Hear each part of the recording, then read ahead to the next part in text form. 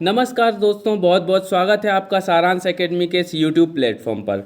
ये हमारी मध्य प्रदेश की रियासतों की लास्ट वीडियो है। इससे पहले की वीडियो में हमने भोपाल रियासत को कंप्लीट किया था, गोंडवाना रियासत को कंप्लीट किया था, बुंदेली रियासत को कंप्लीट किया था, होलकर रियासत और सिंधिया रियासत को कंप्लीट किया था। अब ये हमारी लास्ट वीडियो और छठवीं वीडियो है, जिसके अंतर्गत हम बघेली रियासतों को कंप्लीट करेंगे और इसके बाद हमारे पेपर 1 के पार्ट 1 की यानी कि यूनिट 5 कंप्लीट हो जाएगी, जिसमें मध्य प्रदेश की रियासतों को मेंस के अकॉर्डिंग दिया गया था।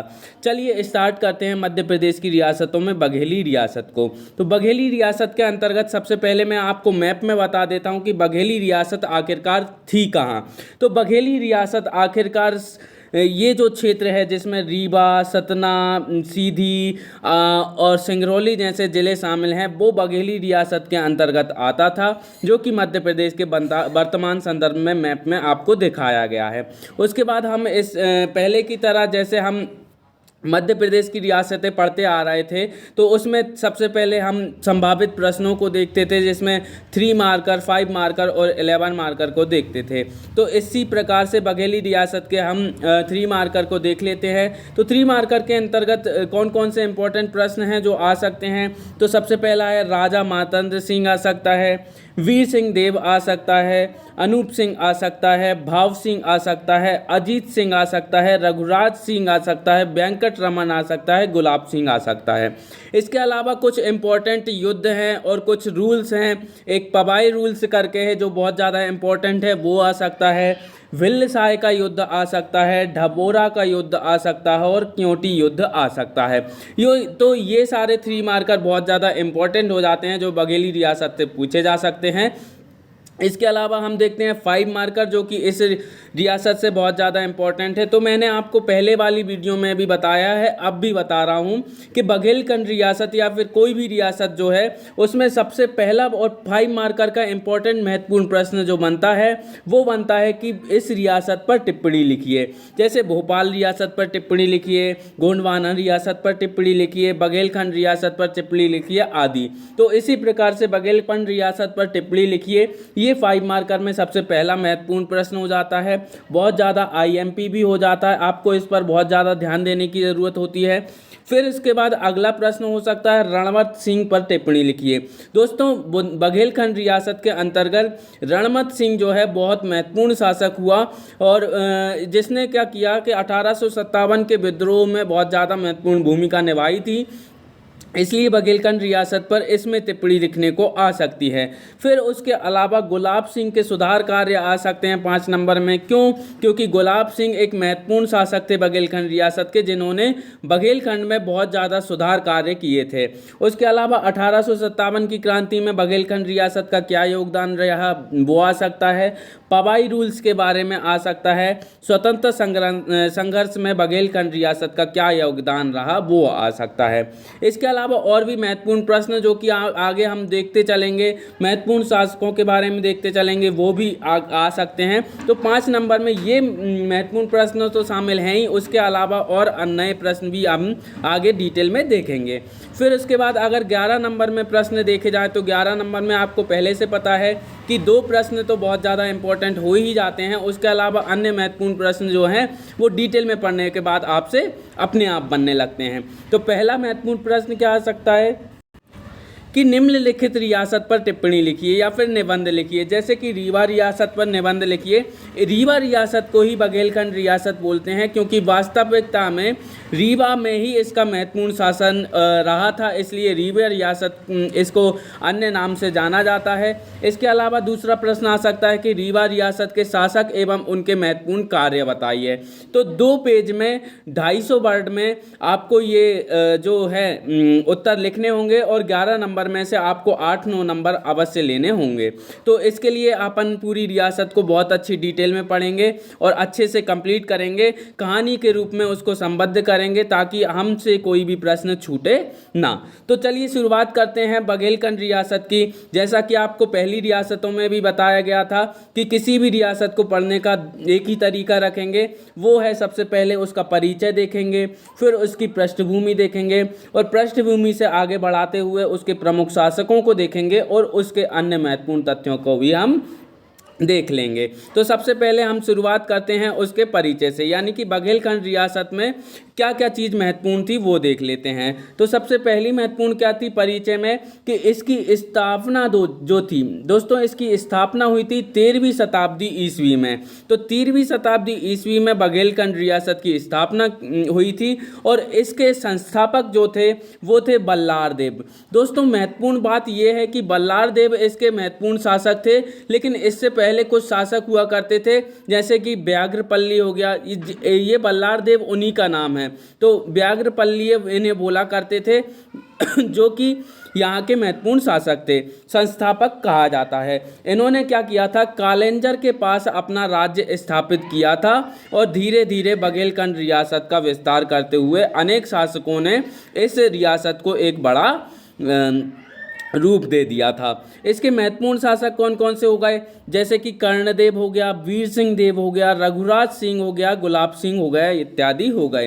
तो ये सारे क्या हो जाएंगे, इस रियासत के महत्वपूर्ण शासक हो जाएंगे, जिन्होंने क्या किया है, इस रियासत को बहुत विस्तार दिया है। चलिए आगे बढ़ते हैं। तो अब हम इसकी पृष्ठभूमि को देख लेते हैं कि बघेलखंड रियासत की आखिरकार पृष्ठभूमि क्या रही थी।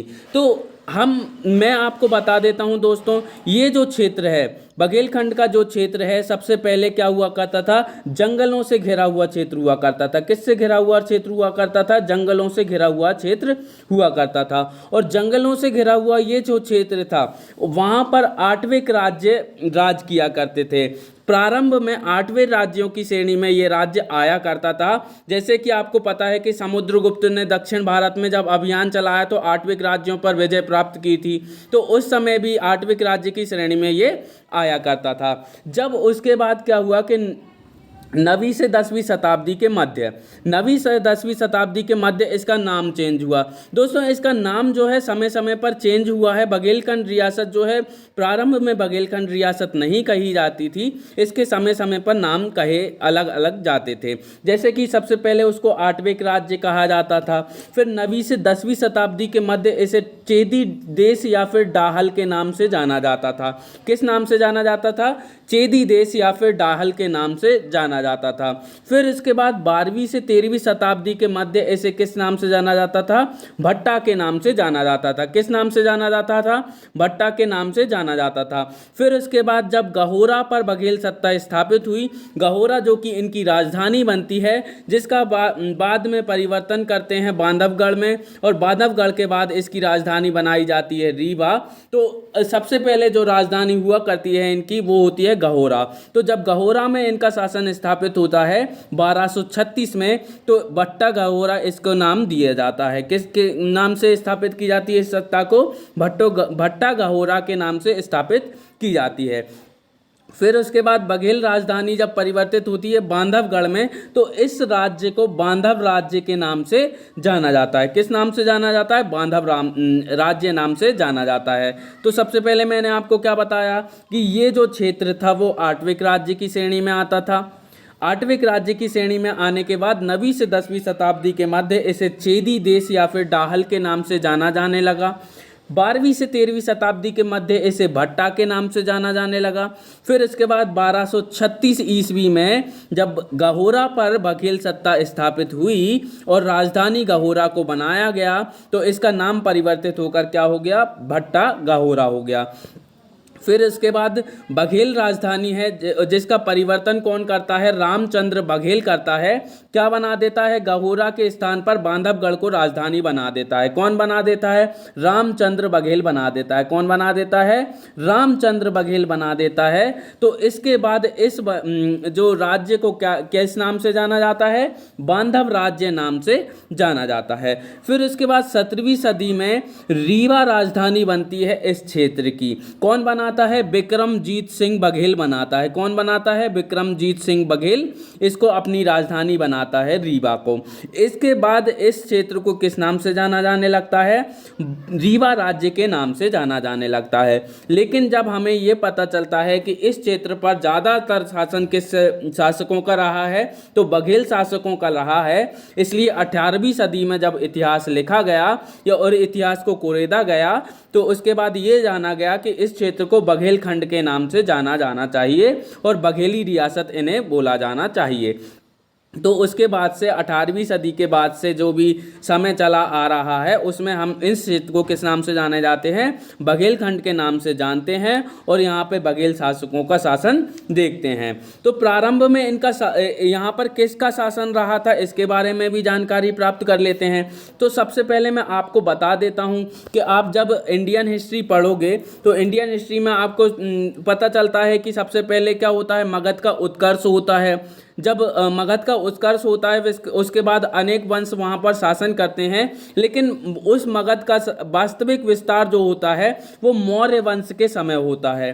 ठीक है, मौर्य वंश के समय चंद्रगुप्त मौर्य जो है वो क्या करता है, पूरे भारत पर विजय प्राप्त करता है और पूरे भारत पर एक क्षत्रिय अखंड भारत की स्थापना करता है। लेकिन उसके बाद मौर्य वंश के चंद्रगुप्त मौर्य के बारे में तो हमें मध्य प्रदेश से जानकारी नहीं मिलती है, बघेलखंड से जानकारी नहीं मिलती है। लेकिन मौर्य वंश के एक महान शासक थे जिनका नाम था अशोक। अशोक ने क्या किया था, सागर जिले के भरहूत में, कहाँ पर, सागर जिले के भरहूत में क्या बनवाया था, भरहूत स्तूप का निर्माण करवाया था, जिससे हमें ये जानकारी मिलती है कि मौर्य वंश का जो शासन है वो कहाँ पर रहा होगा, तो बघेलखंड क्षेत्र में रहा होगा। तो मौर्य वंश का शासन कहाँ रहा होगा, बघेलखंड क्षेत्र में रहा होगा, ये हमें जानकारी मिलती है। फिर इसके बाद मौर्य वंश के बाद अगला वंश कौन सा आता है इंडियन हिस्ट्री में, तो आपको पता है मौर्य वंश के बाद शुंग वंश आता है। तो शुंग वंश का भी कहाँ पर शासन रहा था, बघेलखंड क्षेत्र में रहा था, रीवा सतना सीधी सिंगरौली साइड रहा था। फिर इसके बाद शुंग वंश के बाद मगध वंश का शासन जो है वो बघेलखंड क्षेत्र में रहा और मगध वंश ने यहाँ पर बहुत समय तक शासन किया, जिसकी जानकारी हमें कहाँ से मिलती है भैया, सागर जिले से मिलती है। ठीक है, फिर इसके बाद हमें पता चलता है कि गुप्त वंश ने भी दूसरी शताब्दी में यहाँ पर शासन किया है। कब, दूसरी शताब्दी ईस्वी में क्या किया है, शासन किया है। किसने, गुप्तों ने। कहाँ पर शासन किया है, बघेलखंड क्षेत्र में शासन किया है। और इसकी जानकारी कहाँ से मिलती है, तो खो नामक स्थान है। क्या नाम स्थान है, खो नामक स्थान है, जो कि ये बताता है कि यहाँ पर ताम्रपत्र मिले हैं जो कि गुप्त काल से संबंधित हैं। इसलिए हमें यह पता चलता है कि गुप्त वंश ने भी यहाँ पर शासन किया है। फिर उसके बाद क्या होता है कि 7वीं से 8वीं शताब्दी के मध्य यहाँ पर किसका शासन होता है, तो आठविक राज्यों का शासन होता है। किसका शासन होता है, आठविक राज्यों का शासन होता है। तो आठविक राज्य यहाँ पर शासन करते हैं क्योंकि गुप्त वंश के बाद कोई उत्तराधिकारी नहीं होता है। लेकिन आठविक राज्यों के पश्चात त्रिपुरी के हैहई वंशियों के कलचुरियों का प्रभुत्व जो है यहाँ पर स्थापित हो जाता है। कब हो जाता है, 8वीं शताब्दी के बाद त्रिपुरी के जो हैहई वंश के शासक होते हैं, त्रिपुरी के जो हैहई वंश के शासक होते हैं, कौन होते हैं, हैहई वंश ये शासक होते हैं जिनका नाम होता है कलचुरी वंश। और कलचुरी वंश का जो है शासन यहाँ पर प्रारंभ होता है और ये अपनी राजधानी बनाते हैं कालिंजर को, और कालिंजर को राजधानी बनाकर यहाँ पर अपना शासन चलाते हैं। तो यहाँ पर शासन किसका चल रहा होता है, गुप्त वंश के पश्चात आठविक राज्यों का, और आठविक राज्यों के पश्चात किसका चल रहा होता है, तो कालिंजर को अपनी राजधानी बनाकर कलचुरी वंश का यहाँ पर शासन प्रारंभ होता है। जब 1023 में, कब दोस्तों, 1023 में महमूद गजनबी यहाँ पर आक्रमण करता है। फिर उसके बाद 1182 में कौन आक्रमण करता है, पृथ्वीराज चौहान आक्रमण करता है। तो क्या होता है, कालिंजर और महोबा पर किसका अधिकार हो जाता है, पृथ्वीराज चौहान का अधिकार हो जाता है। लेकिन पृथ्वीराज चौहान को जब मोहम्मद गौरी हरा देता है तो पृथ्वीराज चौहान जो है मारा जाता है, जो कि तराइन के द्वितीय युद्ध में होता है। फिर उसके बाद मोहम्मद गौरी का उत्तराधिकारी होता है जिसका नाम होता है कुतुबुद्दीन ऐबक। क्या नाम होता है, कुतुबुद्दीन ऐबक। कुतुबुद्दीन ऐबक क्या करता है, 1202 में, कब, 1202 ईस्वी में क्या करता है कि परमर्दी देव जो कि चंदेल वंश के शासक होते हैं, वो कालिंजर पर अधिकार किए हुए होते हैं, जो कि बघेल वंश की प्रारंभिक राजधानी हुआ करती थी। तो कालिंजर को जीतकर कुतुबुद्दीन ऐबक परमानंद चंदेल को पराजित कर देते हैं और यहाँ पर किसकी स्थापना हो जाती है, सल्तनत काल की स्थापना हो जाती है। लेकिन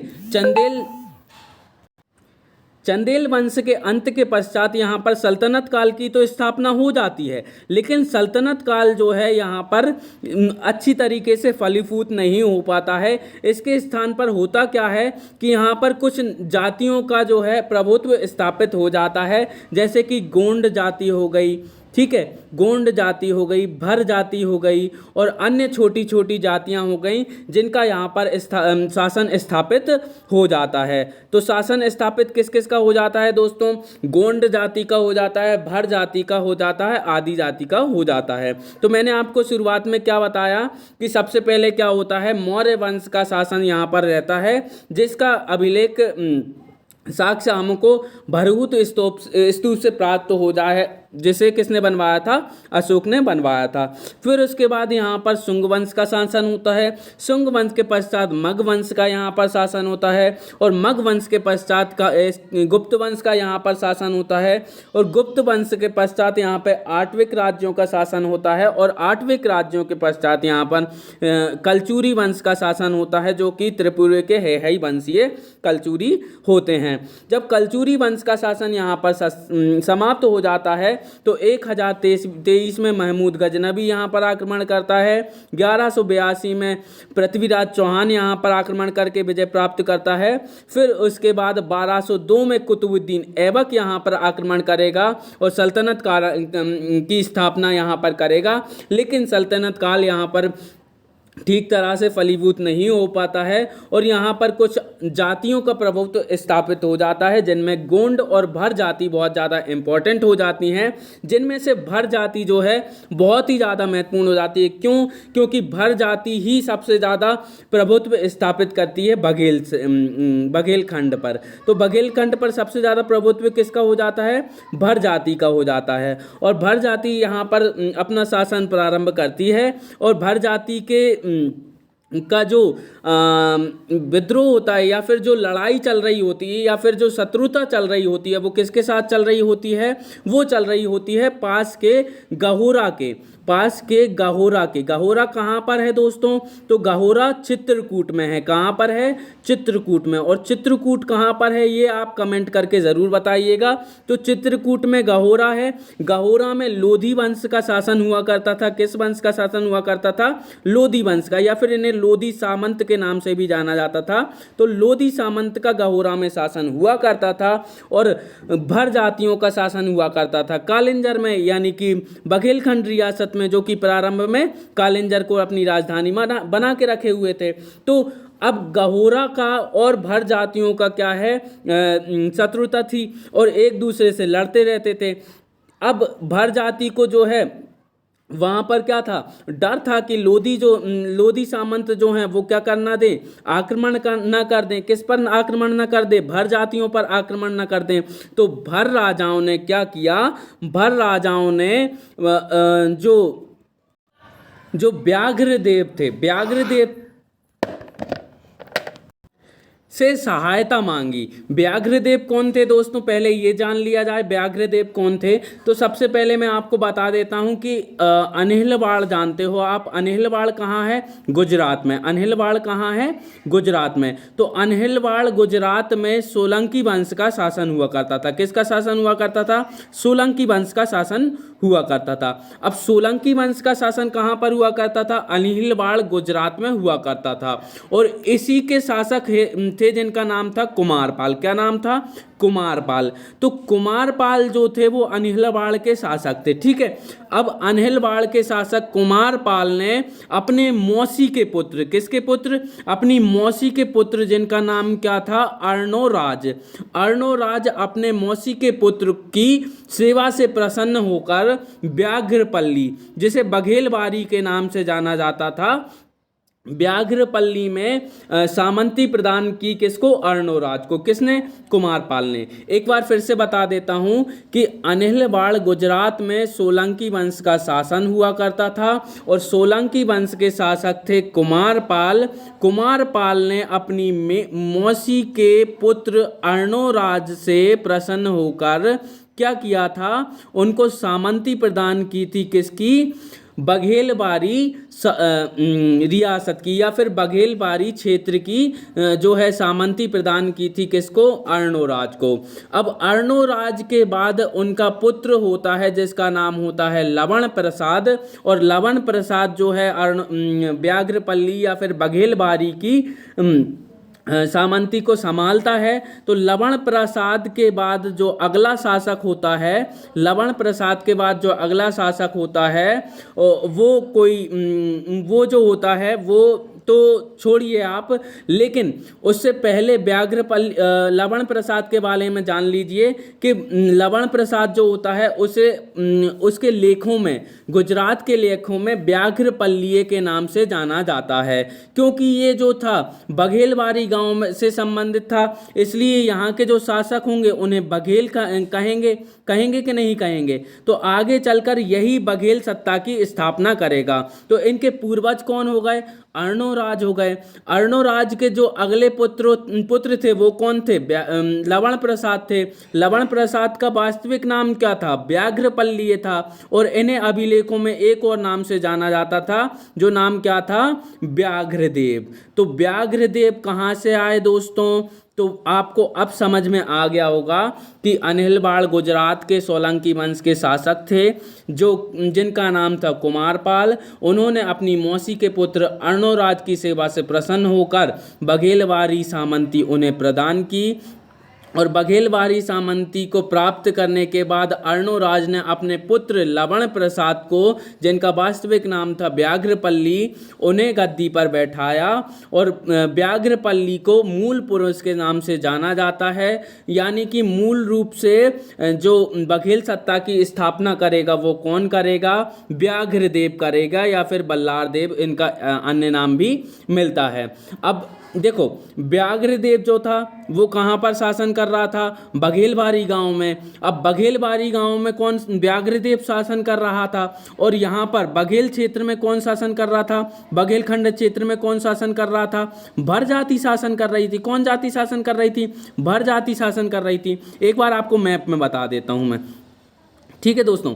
तो आप इधर देखिए, सबसे पहले आप देखेंगे कि यहाँ बघेली रियासत है, और बघेली रियासत में किसका शासन चल रहा था? भर जातियों का शासन चल रहा था। और भर जातियों का शासन चल रहा था, इसके साथ चित्रकूट के गहोरा में किसका शासन था? लोधी के सामंतों का शासन था। किसका शासन था? लोधी सामंतों का शासन था।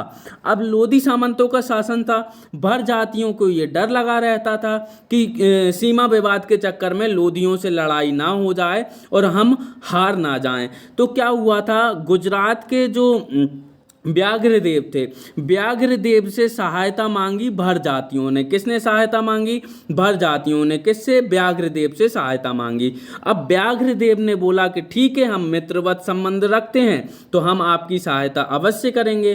तो व्याघ्रदेव ने क्या किया? व्याघ्रदेव ने अपने यहाँ के पुत्रों को, यानी कि भीमल देव और बीसल देव, कौन कौन? भीमल देव और बीसल देव को क्या किया था भैया? भेजा था किसकी सहायता के लिए? भर जातियों की सहायता के लिए। भीमल देव और बीसल देव को भर जातियों की सहायता के लिए भेजा, और भीमल देव और बीसल देव भर जातियों की सहायता के लिए बघेलखंड आते हैं। और बघेलखंड में जो गहोरा में शासन हुआ करता था लोधी सामंतों का, उनसे सीधा सामना तो नहीं करते हैं, लेकिन वहाँ के एक दीवान को, जिसका नाम होता है तिवारी। क्या नाम होता है? तिवारी। वहाँ के एक दीवान जिसका नाम होता है तिवारी, उसको अपने साथ सम्मिलित कर लेते हैं और लोधी सामंत की क्या कर देते हैं? हत्या कर देते हैं। अब लोधी सामंत की हत्या हो गई है और भर जाति की सहायता भीमल देव और बीसल देव ने की है, और गहोरा पर भर जातियों का अधिकार हो गया है। तो भर जाति क्या चाहेंगी कि हमने जो क्षेत्र भीमल देव की वजह से जीता है उसे हम गिफ्ट में किसको दे दें, भीमल देव को दे दें। तो इस प्रकार से भीमल देव को अब क्या मिल जाएगा, तो दोस्तों आपको अच्छे से याद होना चाहिए कि 1236 में भीमल देव ने जब ये विजय प्राप्त की तो 1236 में इन्हें क्या मिल जाता है, गहोरा गिफ्ट के रूप में मिल जाता है। किसको मिल जाता है, भीमल देव को। तो सबसे वास्तविक संस्थापक कौन हो जाएगा इस रियासत का, तो वो हो जाएगा भीमल देव। क्यों, क्योंकि भीमल देव ने क्या किया था, गहोरा पर अधिकार करवाया था भर जातियों का, और जब भर जातियों ने गिफ्ट दिया तो किसको दिया था, भीमल देव को दिया था। तो भीमल देव जो है वास्तविक सत्ता का संस्थापक बनता है, कहाँ पर, गहोरा पर। किस वंश का, बघेल वंश का। तो अब हम प्रमुख शासकों के ऊपर आ गए हैं। सबसे पहला संस्थापक आपको मिल गया है, उससे पहले मूल पुरुष मिल गया है बघेलखंड रियासत का, जिसका नाम था व्याघ्रदेव। इसलिए हमने क्या किया है, बल्लार देव या फिर व्याघ्रदेव इन्हें नाम से जाना जाता है, व्याघ्रदेव को संस्थापक के रूप में लिखा है। लेकिन अगर आप यहाँ पर भीमल देव को भी संस्थापक लिख दोगे तो वो भी कोई गलत नहीं होगा। क्यों, क्योंकि भीमल देव ने गहोरा में स्थापना की थी बघेल वंश की। फिर उसके बाद अगले शासक भी महत्वपूर्ण हो जाते हैं। तो अब हम स्टार्ट करते हैं महत्वपूर्ण शासकों को। तो आपको पूरा इतिहास समझ में आया दोस्तों कि सबसे पहले यहाँ पर मौर्य वंश का शासन था, फिर शुंग वंश का शासन था, फिर मग वंश का, फिर गुप्त वंश का, फिर कलचुरी वंश का, फिर बघेल वंश का शासन किस प्रकार से प्रारंभ हुआ। यानी कि यहाँ पर भर राजाओं का और लोधी सामंतों का किस प्रकार संघर्ष हुआ, और भीमल देव किस प्रकार यहाँ पर सहायता करने के लिए आए, और भीमल देव ने सहायता यहाँ पर की, और किसको, भर जातियों को विजय प्राप्त करवाई और गहोरा पर अपना अधिकार स्थापित कर लिया। इस प्रकार से आपने देख लिया है कि किस किस शासकों का यहाँ पर शासन शुरुआत होने वाली है। तो अब देखते हैं हम प्रमुख शासक। जो प्रमुख शासक के अंतर्गत सबसे पहला शासक तो आपको पहले ही पता चल गया है, जिसका नाम है व्याघ्रदेव। व्याघ्रदेव कौन है भैया, तो बघेल रियासत के संस्थापक हैं। क्यों संस्थापक हैं, क्योंकि व्याघ्रदेव जो हैं बघेलबारी गांव के क्या थे, सामंत थे। क्योंकि इनके पिताजी ने इन्हें सामंती प्रदान की थी, और इनके पिताजी कौन थे, अर्णोराज थे। और अर्णोराज को किसने सामंती प्रदान की थी, तो सोलंकी शासक कुमारपाल ने सामंती प्रदान की थी। ये मैंने आपको बता दिया है।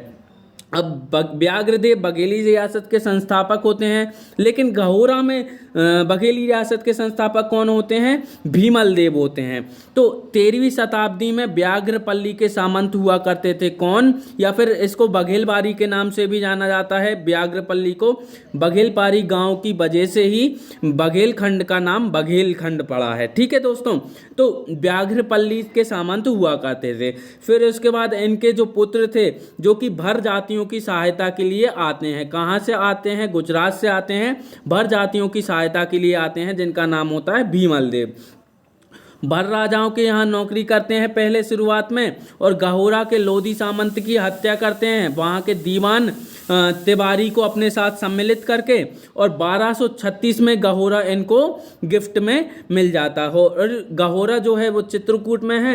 इसी को राजधानी बनाकर बघेल सत्ता की या फिर बघेल रियासत की या फिर बघेल वंश की स्थापना करते हैं कौन, भीमल देव। तो वास्तविक संस्थापक गहोरा में कौन हो गया है दोस्तों, भीमल देव हो गया है। यदि 3 नंबर में आपको प्रश्न आए तो इतना लिख दीजिएगा, आपको 3 नंबर अवश्य मिल जाएंगे। उसके बाद अगला जो शासक होता है जो कि गद्दी पर बैठना चाहिए, वो सीधी सी बात है किसका पुत्र होना चाहिए, भीमल देव का पुत्र होना चाहिए। तो भीमल देव के पुत्र आते हैं जिनका नाम होता है अनीक देव। अनीक देव या फिर इनको एक और नाम से जाना जाता है रानिंग देव। क्या नाम से जाना जाता है, रानिंग देव। तो रानिंग देव जो है यहाँ पर शासन करना प्रारंभ करेंगे और गहोरा में बहुत सारे भवनों का और जागीरों का निर्माण करवाएंगे। कौन करवाएंगे, अनीक देव। यदि आपको प्रश्न पूछा जाए कि गहोरा में वास्तविक संस्थापक कौन था, तो भीमल देव था। लेकिन गहोरा में भवनों का निर्माण वास्तविक रूप से किसने करवाया, तो वो किसने करवाया था, भीमल देव के पुत्र अनीक देव ने करवाया था। और इन्हीं के समय में जो वीर भानुदय काव्यम है, जो माफ कीजिएगा दोस्तों, वीर भानुदय काव्यम जो है वीर भानु के के समय लिखी जाएगी और जिसमें बघेल वंश के बारे में महत्वपूर्ण जानकारियां प्राप्त होती हैं। तो वीर भानुदेव काव्यम में सबसे पहला शासक जो है गहुरा का, वो किसे बताया गया है? अनीक देव को बताया गया है, परंतु ऐसा नहीं है। वास्तविक गहुरा का शासक कौन था भैया? सबसे पहला शासक कौन था? भीमल देव था। लेकिन वीर भानुदेव काव्यम में किसे बताया गया है पहला शासक? गहुरा का, तो वह बताया गया है अनीक देव को। फिर इसके बाद उनका पुत्र आता है जिसका नाम क्या होता है? उनके पुत्र का नाम होता है बालन देव। क्या नाम होता है? बालन देव। अब बालन देव जो है भर राजाओं के यहाँ पर सामंत के रूप में ही काम कर रहा है थोड़ा सा, लेकिन अब इसी के समय में क्या होगा कि भर राजा जो हैं, जो कि बघेलखंड क्षेत्र पर यानी कि रीवा क्षेत्र पर शासन कर रहे हैं, वो क्या करेंगे? बघेल सत्ता को स्वीकार कर लेंगे। पहले इस सत्ता को स्वीकार नहीं किया गया था वास्तविक रूप से। ये पूर्व में सभी जो है सामंत हुआ करते थे, जैसे कि भीमल देव थे, वो भी सामंत थे इनके, किनके? भर जातियों के। फिर उसके बाद अनेक जो देव जो थे वो भी सामंत थे, लेकिन बालन देव के टाइम पे स्वतंत्र रूप से बघेल सत्ता को स्वीकार किया गया। किसके द्वारा? भर राजाओं के द्वारा। ठीक है। अब बालन देव जो है वो शासन करेगा। फिर उसके बाद बालन देव का पुत्र आएगा जिसका नाम होगा बुल्लार देव। क्या नाम होगा? बुल्लार देव। तो दोस्तों बहुत सारे इम्पोर्टेंट फैक्ट यहाँ पर आते जाते हैं जो कि प्री के हिसाब से इम्पोर्टेंट होते हैं, इसलिए मैंने सारे शासकों को बताया है। बल्कि इम्पोर्टेंट शासक जो रहेंगे उनके बारे में मैं आपको पहले ही बता दूंगा कि ये इम्पोर्टेंट शासक है, इसके बारे में आप 5 नंबर में और 3 नंबर में प्रश्न अवश्य तैयार कीजिए। लेकिन ये स्टोरी के रूप में समझने के लिए हमें इंपॉर्टेंट है, इसलिए सारे शासकों को बताना जरूरी हो रहा है। ठीक है। तो सबसे बालन देव के बाद कौन आ जाते हैं? बुल्लार देव आ जाते हैं। अब बुल्लार देव होते हैं बहुत ही ज़्यादा पराक्रमी और महत्वाकांक्षी शासक। कैसे शासक होते हैं? पराक्रमी, महत्वाकांक्षी और शौर्यवान शासक होते हैं अपने दादाजी की तरह। ठीक है। तो अब ये क्या करते हैं भैया? तो महाराजाधिराज की उपाधि धारण करते हैं बुल्लार देव। बुल्लार देव बघेल वंश के पहले शासक होते हैं जो किसकी उपाधि धारण करते हैं? महाराजाधिराज की उपाधि धारण करते हैं। पर इनके टाइम पे एक महत्वपूर्ण घटना क्या होती है कि इनके जो पुत्र होते हैं उनका नाम क्या होता है? सिंहदेव होता है। क्या होता है? सिंहदेव नाम होता है इनके पुत्र का। तो इनके जो पुत्र होते हैं वो क्या करते हैं? त्रिवेणी यानी कि प्रयाग में जल समाधि ले लेते हैं। अब इनके पुत्र ने जल समाधि ले ली है, तो अब इनके पौत्र बचे हैं। पौत्र का नाम क्या है? बीरम देव। तो शासक कौन बनेगा? बीरम देव बनेगा। और ये क्या करेंगे? आत्महत्या कर लेंगे। तो सीधी सी बात है भैया, अपने पौत्र को उत्तराधिकारी बनाएंगे और ये आत्महत्या कर लेंगे। तो बुल्लार देव जो है वो अपने पौत्र यानी कि बीरम देव को शासक बनाएंगे। तो बीरम देव आपको महत्वपूर्ण शासक इंपॉर्टेंट अंडरलाइन कर लेना है दोस्तों, क्योंकि बीरम देव जो है 5 नंबर में प्रश्न पूछा जा सकता है। बहुत ज़्यादा IMP क्वेश्चन है बीरम देव। क्यों?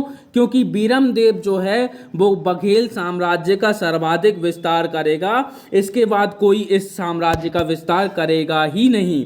तो बीरम देव बहुत महत्वपूर्ण शासक हो जाता है जिसने बघेल साम्राज्य का सर्वाधिक विस्तार किया था। कहाँ से कहाँ तक विस्तार किया था? तो इसने अपने राज्य का विस्तार किया था कहाँ से कहाँ तक? कैमूर के दक्षिण में बांधवगढ़ और अमरकंटक तक अपने साम्राज्य का विस्तार किया था।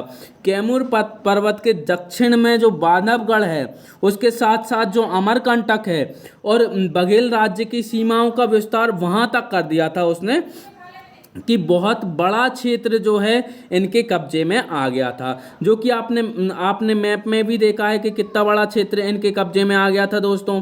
तो ये जो क्षेत्र है वो किसके कब्जे में आ गया था? अब बीरम देव के कब्जे में आ गया था। तो बीरम देव ने यहाँ पर शासन किया और बीरम देव ने सर्वाधिक विस्तार किया इस साम्राज्य का। फिर उसके बाद एक और चीज़ इसके बारे में जानना बहुत इम्पोर्टेंट है कि ये जो हैं बहुत ही शौर्यवान और महत्वाकांक्षी शासक थे। इन्होंने अपने साम्राज्य का विस्तार तो किया ही सही, लेकिन सबसे पहले बांधवगढ़ के किले का अधिग्रहण किया। तो बांधवगढ़ के किले का अधिग्रहण किसने किया था दोस्तों? तो बीरमदेव ने किया था। तो क्वेश्चन पूछा जाए आपको प्री में कि बघेलखंड रियासत के अंतर्गत बांधवगढ़ किले का अधिग्रहण किसने किया था? तो बांधवगढ़ किले का अधिग्रहण किसने किया था? बीरमदेव ने किया था। अब इनके बारे में एक महत्वपूर्ण घटना क्या देखी जाती है कि तारीख ए मोहम्मदी जो रचना है सल्तनत काल की, उसमें युग का नीरम कहा जाता है बीरमदेव को। तो क्वेश्चन आपको प्री में बहुत ज़्यादा इंपॉर्टेंट हो जाता है, या फिर बीरमदेव की उपलब्धियां आपसे पूछी जा सकती हैं, या फिर बीरमदेव बघेल वंश का शासक, इस नाम से भी प्रश्न आ सकता है। तो आपको ये पॉइंट ज़रूर लिखना है कि तारीख ए मोहम्मदी में बीरमदेव को युग का नीरम कहा जाता है, और युग के नीरम का मतलब है एक ईरानी पहलवान, क्योंकि ईरानी पहलवान था नीरम, उसके नाम पर इनको नाम रखा गया है युग का नीरम। इसके बाद इन्होंने 1393 ईस्वी में मलिक ज़ादा नासिरुद्दीन महमूद से युद्ध किया था। कैसे युद्ध किया था दोस्तों? तो इन्होंने क्या किया था? सबसे पहले जो सेहुड़ा है, क्या है? सेहुड़ा है, यहाँ पर शासन किया था। अब सेहुड़ा में ये निवास कर रहे थे, सेहुड़ा में ये निवास कर रहे थे। तो इन्होंने क्या किया कि जो महोबा है ना, महोबा, वहाँ पर आक्रमण किया। अब महोबा पर जैसे ही आक्रमण किया था, तो महोबा पर किसकी नज़र थी? मलिक ज़ादा नासिरुद्दीन महमूद की थी नज़र। तो अब अगर बीरमदेव ने सेहुड़ा से आकर महोबा पर आक्रमण किया है, तो मलिक ज़ादा महमूद शाह क्या करेगा? गुस्सा हो जाएगा, और गुस्सा हो जाएगा तो सीधी सी बात है महोबा आएगा, और महोबा आकर किस पर आक्रमण करेगा? बीरमदेव पर आक्रमण करेगा। और बीरमदेव क्या करेगा? बीरमदेव अपने एक समर्थक जिसका नाम होता है भीमल के साथ क्या करता है? भाग जाता है यहाँ से, और दोबारा कहाँ पहुँच जाता है? सेहुड़ा पहुँच जाता है। अब सेहुड़ा जैसे ही पहुँच जाता है, तो सेहुड़ा पर आक्रमण कर देगा कौन? मलिक ज़ादा महमूद शाह। अब सेहुड़ा पर आक्रमण करेगा तो सीधी सी बात है ना कि महोबा का युद्ध होगा। किस किस के बीच होगा? तो बीरमदेव और मलिक ज़ादा महमूद शाह के बीच होगा, और ये जो युद्ध होगा इसमें पराजित हो जाएगा बीरमदेव, और मलिक ज़ादा महमूद जो है उसको सफलता प्राप्त हो जाएगी। और भीमल देव जो है, जिसका नाम होता है भीमल, वो क्या कर लेगा? महमूद की, यानी कि मलिक ज़ादा महमूद शाह की अधीनता स्वीकार कर लेगा, और बीरमदेव जो है गहोरा वापस आकर अपना शासन प्रारंभ कर देगा, और वो अपने साम्राज्य का विस्तार रोक लेगा। तो इस प्रकार से आपको पता चला कि बीरमदेव जो है महत्वपूर्ण शासक होता है बघेल सत्ता का। क्यों? क्योंकि बीरमदेव ही क्या करता है? सबसे ज़्यादा विस्तार करता है इस साम्राज्य का, और कैमूर के दक्षिण में बांधवगढ़ से लेकर अमरकंटक तक यहाँ पर शासन करता है, और बांधवगढ़ के किले पर सबसे पहले अधिग्रहण करता है। तारीख मोहम्मदी में इसे युग का नीरम कहा जाता है। 1393 में मलिक ज़ादा नासिरुद्दीन महमूद से ये पराजित होता है महोबा के युद्ध में। अगर आपसे 3 नंबर में महोबा का युद्ध पूछा जाए तो आप ये भी बता सकते हो। फिर उसके बाद ये जो है इब्राहिम शाह सरकी, जो कि जौनपुर का शासक होता है, उससे मैत्रीपूर्ण संबंध स्थापित करता है गहोरा में रहते रहते। अब गहोरा में रहते रहते इसके बाद इनका जो उत्तराधिकारी होता है वो कौन होता है? नरहरि देव, जो कि पुत्र होता है किसका? बीरमदेव का। नरहरि देव अपने पिता के समान वीरवान, शौर्यवान और महत्वाकांक्षी तो नहीं होता है, लेकिन नरहरि देव अपने पिता के समान सरकी राज्य से जो मित्रवत संबंध थे उन्हें बरकरार रखता है, और मालवा के खिलजी सुल्तान से, जिसका नाम था महमूद खिलजी, आपको पता ही है महमूद खिलजी मालवा के खिलजी वंश का शासक होता है। तो महमूद खिलजी से वास्तविकता में कैसे शत्रुता जैसे संबंध हो जाते हैं? क्यों? क्योंकि अगर ये सरकी राज्य यानी कि जौनपुर से अपने संबंध अच्छे कर रहे हैं, मित्रवत संबंध कर रहे हैं, तो सीधी सी बात है, क्योंकि सुल्तान महमूद खिलजी जो है वो सरकी राज्य का एक शत्रु था। तो अब शत्रु का शत्रु कौन होगा? सीधी सी बात है, शत्रु होगा। और मित्र का जो शत्रु है वो शत्रु हो गई। तो अब सरकी राज्य का दोस्त कौन बन गया है? नरहरि देव या फिर बीरम देव। तो अब खिलजी सुल्तान से अपने आप शत्रुता हो जाएगी कि नहीं हो जाएगी? बिल्कुल हो जाएगी। तो ये नरहरि देव के टाइम पे होता है। अब नरहरि देव बहुत ज़्यादा इंपॉर्टेंट नहीं है, इसे अपन छोड़ भी सकते हैं। ये प्री के अकॉर्डिंग इम्पोर्टेंट थोड़ा सा हो जाता है कि खिलजी के मालवा के खिलजी सुल्तान महमूद खिलजी से शत्रुता किसकी रही थी? तो नरहरि देव की रही थी। या फिर महमूद खिलजी के टाइम पे बघेल सत्ता का या फिर गहोरा का शासक कौन था? तो वो कौन था? नरहरि देव था। फिर इसके बाद इनका अगला शासक होता है जो कि बघेल सत्ता को संभालता है, वो कौन होता है? भेदचंद्र होता है। और इसका शासन होता है 1470 से 1495 ईस्वी तक। 1470 से लेकर 1495 ईस्वी तक भेदचंद्र अपना शासन संभालता है और सरकी शासकों से मित्रवत संबंध ऐसे ही रखता है। और लोधी वंश से संघर्ष इनका प्रारंभ हो जाता है इसी समय। तो यदि आपसे प्री में प्रश्न पूछा जाए कि लोधी वंश से बघेल सत्ता का संघर्ष या फिर बघेल लोधी संघर्ष किसके समय प्रारंभ होता है? तो वो किसके समय प्रारंभ होता है?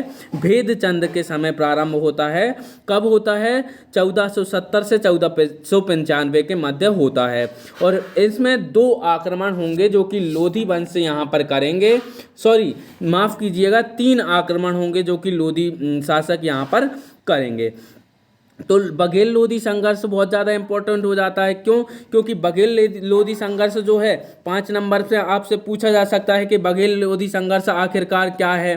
तो बघेल लोधी संघर्ष को हम जान लेते हैं अच्छी तरीके से कि बघेल लोधी संघर्ष आखिरकार क्या है। तो बघेल लोधी संघर्ष जो है वो प्रारंभ हुआ है भेदचंद्र के टाइम पे। और भेदचंद्र के टाइम पे यहाँ पर होते हैं 3 आक्रमण।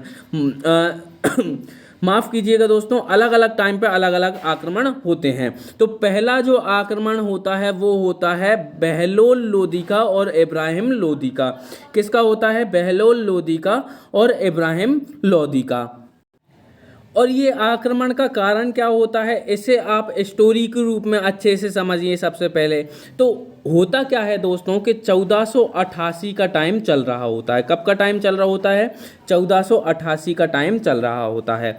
और सरकी वंश का शासक हुआ करता है जिसका नाम होता है हुसैन शाह सरकी। क्या होता है? हुसैन शाह सरकी जो है शासन कर रहा होता है सरकी राज्य पर, है ना। हुसैन शाह शासन कर रहा होता है। अब हुसैन शाह ने क्या किया कि वो सोचा हुसैन शाह कि मुझे क्या करना चाहिए? कालपी पर आक्रमण करना चाहिए, जो कि उत्तर प्रदेश जो कि कालपी रानी झांसी की से भी संबंधित रहा है, झांसी की रानी लक्ष्मीबाई से भी संबंधित रहा है। तो कालपी पर अधिकार करना चाहिए। तो हुसैन शाह सरकी ने सोचा कि कालपी पर आक्रमण करूं और उसे विजय प्राप्त कर लूं। लेकिन अब बहलोल लोदी ने कालपी पर जो आक्रमण था उसे रोकने के लिए यमुना नदी के तट पर रकानो नामक स्थान पर किसको पराजित किया? हुसैन शाह सरकी को पराजित किया। एक बार फिर से बता देता हूं दोस्तों, तो 1488 का टाइम था।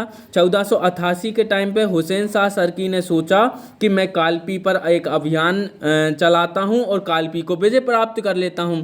लेकिन बहलोल लोदी ने उस आक्रमण को रोकने के लिए यमुना नदी के तट पर रकानो नामक स्थान पे हुसैन शाह सरकी को पराजित कर दिया। अब हुसैन शाह सरकी जो था उसके मित्रवत संबंध थे किससे? भेदचंद्र से, यानी कि बघेल वंश से। अब बघेल वंश से हुसैन शाह सरकी के संबंध अच्छे थे और वहाँ से पास में पड़ता था भट्टा, जिसका नाम गहोरा, भट्टा गहोरा के नाम से भी जाना जाता था। तो भट्टा यानी कि रीवा क्षेत्र में कौन भाग कर आ जाता है? हुसैन शाह सरकी आ जाता है और बघेल राज्य की शरण ले लेता है। अब बघेल राज्य के राजा कौन थे? भेदचंद्र थे। भेदचंद्र ने क्या किया भैया? भेदचंद्र ने शरण दे दी किसको? हुसैन शाह सरकी को। अब हुसैन शाह सरकी ने शरण दे दी, भेदचंद्र को शरण दे दी भेदचंद्र ने। अब हुसैन शाह सरकी को सुरक्षित जौनपुर पहुंचा देगा कौन? भेदचंद्र। तो आप एक बात याद रखिए कि अब सहायता किसने कर दी है? भेदचंद्र ने कर दी है। किसकी सहायता कर दी है? हुसैन शाह की, जो कि दुश्मन है किसका? बहलोल लोदी का। तो सीधी सी बात है, अब बहलोल लोदी को बहुत ज़्यादा गुस्सा आएगा। क्या आएगा? बहलोल लोदी को बहुत ज़्यादा गुस्सा आएगा। अब बहलोल लोदी क्या करेगा कि क्रोधित होकर युद्ध की घोषणा कर देगा 1488 में ही। 1488 में बघेल राज्य के विरुद्ध युद्ध की घोषणा कर देगा, लेकिन 1489 में उसकी क्या होती है? मृत्यु हो जाती है। अब 1489 में बहलोल लोदी की तो मृत्यु हो गई है, लेकिन होगा क्या कि अब लोदी सुल्तान ने युद्ध की घोषणा तो कर दी है, तो सीधी सी बात है अब युद्ध तो होकर रहेगा। तो युद्ध कौन करेगा? अब बहलोल लोदी के पश्चात उनका उत्तराधिकारी, जिसका नाम होगा इब्राहिम लोदी, वो आक्रमण करेगा बघेल सत्ता पर। तो वो क्या करेगा? अपने अधीनस्थ के एक सूबेदार, जिसका नाम था मुबारक खान लोहानी। क्या नाम था? मुबारक खान लोहानी। मुबारक खान लोहानी को क्या करेगा? आक्रमण के लिए भेजेगा। किस पर? भेदचंद्र पर। और भेदचंद्र पर क्या करेगा? एक आरोप लगाएगा, वो लगाएगा राज्य विस्तार का आरोप। और राज्य विस्तार का आरोप लगाकर सिकंदर लोदी जो है भेदचंद्र को दंडित करेगा और कंतित की ओर उसको भगा देगा। कहाँ भगा देगा? कंतित की ओर उसको भगा देगा। तो इस प्रकार से आपको क्या पता चला कि भेदचंद्र को भगा दिया गया है। और भेदचंद्र जो है क्या करेगा भैया? एक काम करेगा। भेदचंद्र जब आक्रमण की सूचना प्राप्त करेगा कि भैया अब क्या है, इब्राहिम लोदी गुस्सा है बहुत ज़्यादा और क्या कर रहा है? गहोरा पर बहुत ज़्यादा आक्रमण करने की योजना बना रहा है। तो अब जो भेदचंद्र है वो एक कूटनीति अपनाता है और क्या करता है? इब्राहिम लोदी का जब आक्रमण होता है तो आक्रमण करने से पहले वो उसके स्वागत का इंतजाम कर देता है। अब स्वागत का इंतजाम कर देता है तो सीधी सी बात है, सिकंदर लोदी भी उनके साथ आया था। अब सिकंदर लोदी का भी स्वागत किया जाता है, जो कि अगला शासक होता है। तो सिकंदर लोदी जो है इब्राहिम लोदी और सिकंदर लोदी का क्या होता है?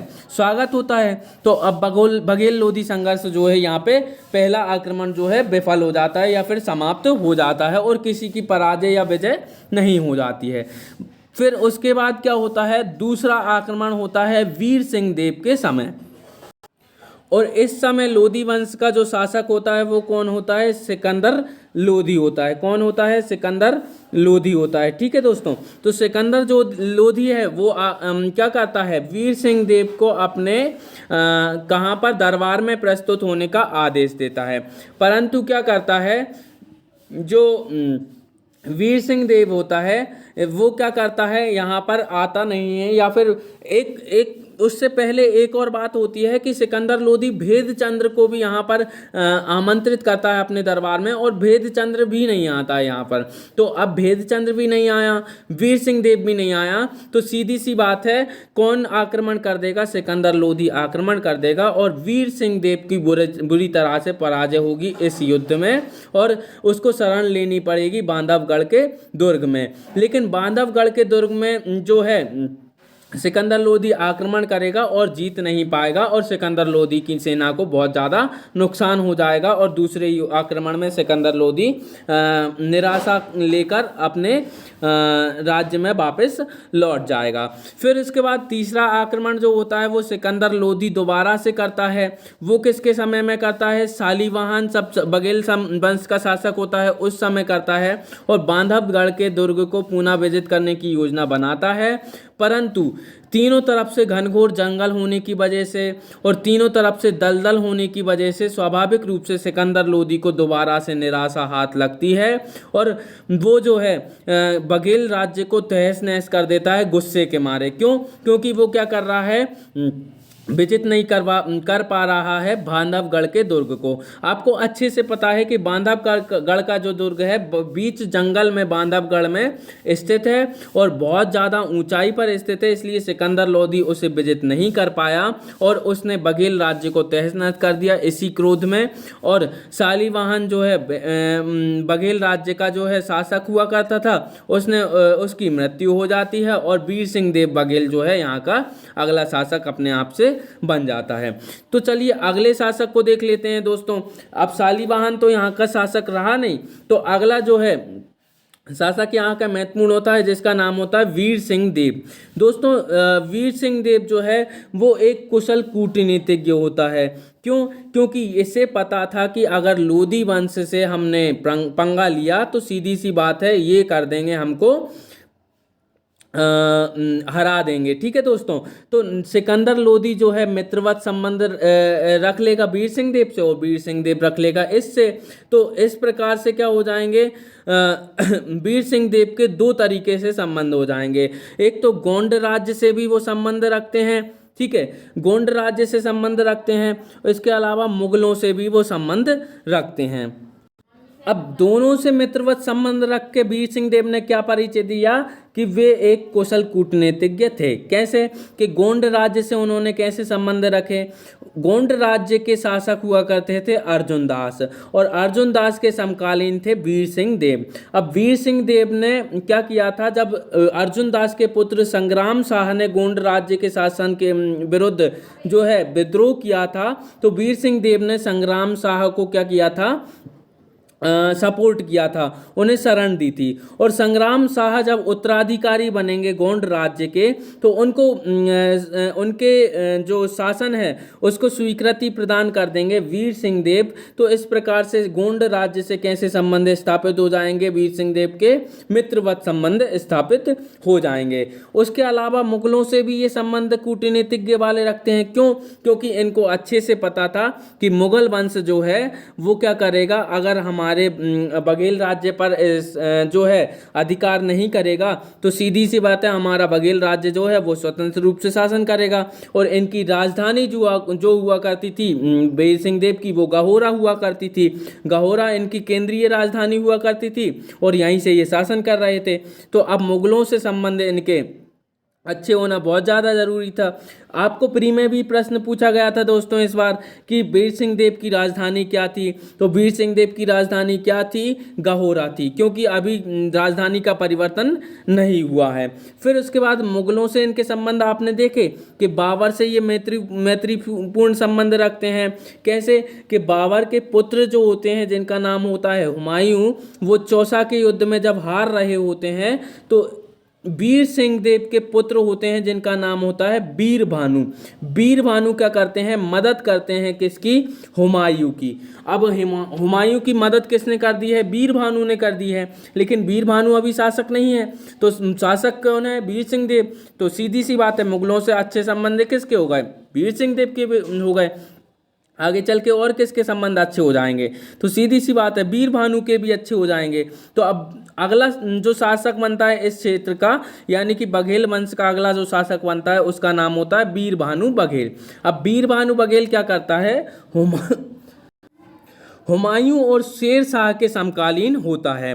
कौन, वीर भानु बघेल। और आपको पहले भी पता है कि वीर भानु बघेल ने क्या किया है, वीर सिंह देव का पुत्र है और उसने हुमायूं की सहायता की है। तो हुमायूं और शेर शाह के समकालीन था और हुमायूं से अच्छे संबंध भी रखे इसने। अब वीर भानु बघेल ने के समय में एक व्यक्ति हुआ करता था जो कि बहुत ज़्यादा प्रसिद्ध भी था, जिसका नाम था कवि माधव। कवि माधव ने एक रचना लिखी थी जिसका नाम था वीर भानुदय काव्यम। और वीर भानुदय काव्यम एकमात्र ऐसा ग्रंथ है जिससे हमें बघेल वंश के बारे में महत्वपूर्ण जानकारी प्राप्त होती है। अब इन्होंने भी क्या किया था भैया, दो चीज़ें देखी थी। वीर भानु बघेल ने क्या देखी थी। पहला तो इन्होंने मुगलों से मित्रवत संबंध किए थे। आपको पहले से पता है कि इन्होंने क्या किया था, चौसा के युद्ध में हुमायूं की हेल्प की थी। फिर इसके बाद अगर ये हुमायूं की हेल्प करेंगे तो सीधी सी बात है शेर शाह सूरी से क्या हो जाएगी, इनकी दुश्मनी हो जाएगी। तो इन्होंने इनके समय में दो चीज़ें हुई थी, एक तो मुगलों से इसके संबंध स्थापित हुए थे, दूसरा इनकी शेर शाह सूरी से संघर्ष हुए थे। तो मुगलों से संबंध कैसे स्थापित हुए थे, तो चौसा के युद्ध में हुमायूं की सहायता की थी इन्होंने। शेर शाह के सेनापति बीरमजीत गौर को इन्होंने पराजित किया था और मार डाला था हुमायूं की रक्षा करते करते में, ठीक है। और हुमायूं को सैन्य सहायता दी थी और नावों का प्रबंध भी किया था, कहाँ भागने के लिए, तो जब शेर शाह सूरी से इनका संघर्ष हुआ था उस समय इन्होंने सैन्य सहायता दी थी किसको, हुमायूं को, ठीक है। फिर इसके बाद शेर शाह सूरी से इनके कैसे संबंध हुए थे, तो हुमायूं की सहायता के कारण शेर शाह सूरी से इनका संघर्ष हो गया था, शत्रुता जैसे संबंध थे। और वीर भानु ने कालिंजर के शासक कीरत सिंह चंदेल को भी शरण दे दी थी, ठीक है, क्योंकि कालिंजर जो था उस पर विजय प्राप्त करना चाहता था शेर शाह सूरी। और आपको ये भी पता है कि कालिंजर पर विजय प्राप्त करने के उपलक्ष्य में उसकी मृत्यु भी हो जाती है शेर शाह सूरी की, ठीक है। तो आपको ये अच्छे से पता होना चाहिए कि कीरत सिंह चंदेल जो है वो कहाँ का शासक हुआ करता था उस समय, कालिंजर का शासक हुआ करता था। और कालिंजर के शासक को शरण किसने दे दी थी, वीर भानु बघेल ने दे दी थी। तो सीधी सी बात है, परिणाम स्वरूप क्या होगा, कालिंजर पर आक्रमण जब शेर शाह सूरी ने किया था तो कीरत सिंह बघेल जो है यहाँ पर अपनी सत्ता स्थापित किए हुए था, तो वो भागकर कहाँ चला जाएगा, वीर भानु दे के यहाँ पे चला जाएगा। और वीर भानु क्या करेगा, उनको शरण दे देगा। और जब जीत नहीं पाएगा शेर शाह सूरी उस किले को, तो 1545 में शेर शाह सूरी की मृत्यु हो जाती है। अंततः आखिरकार वो जीत तो लेता है लेकिन मृत्यु तो हो ही जाती है शेर शाह सूरी की। और इसके बाद सूर्यवंश का पतन जो है वो स्टार्ट हो जाता है। आपको यहाँ तक याद रखना है। तो आपको मैंने क्या बताया कि वीर भानु बघेल जो था वो हुमायूं और शेरशाह के समकालीन था। उनके समय एक कवि था जिनका नाम था कवि माधव, उन्होंने वीर भानुदे काव्यम की रचना की थी, जिससे हमें बघेल राज्य की महत्वपूर्ण जानकारी प्राप्त हो जाती है।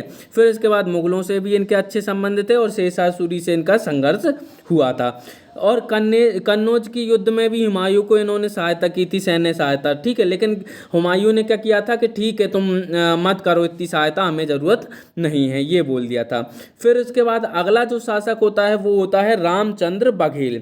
रामचंद्र बघेल के बारे में आपको एक चीज़ महत्वपूर्ण याद रखनी है कि इन्होंने अपनी राजधानी जो है वो भट्टा गहोरा से परिवर्तन करके कहाँ पर स्थापित कर ली थी, बांधवगढ़ में स्थानांतरित कर ली थी। क्यों? क्योंकि ये अकबर की विस्तारवादी नीति से डर गए थे। अकबर ने अपनी विस्तारवादी नीति चलाई थी और विस्तारवादी नीति के तहत भट्टा गहोरा पर वो अधिकार करना चाहते थे। तो भट्टा गहोरा में किसका शासन था? रामचंद्र बघेल का था। तो रामचंद्र बघेल ने क्या किया, अपनी राजधानी परिवर्तित करके बांधवगढ़ स्थानांतरित कर ली। तभी से इस जो राज्य को किस नाम से जाना जाने लगा, बांध देश या फिर बांधु राज्य के नाम से, बघेल राज्य के नाम से जाना जाने लगा। ठीक है। अब कालिंजर का जो दुर्ग था उस पर किसका अधिकार हो गया था दोस्तों? तो उस पर अधिकार हो गया था शेरशाह सूरी का। अब उसके बाद शासन जो करेगा उसका भी अधिकार कालिंजर के क्षेत्र पर था। लेकिन पुनः बिजली खां जब इसका शासक, इस दुर्ग का जो है रक्षक होता है या फिर शासक होता है, तो बिजली खां से कालिंजर के दुर्ग को दोबारा कौन खरीद लेता है? तो रामचंद्र बघेल खरीद लेता है।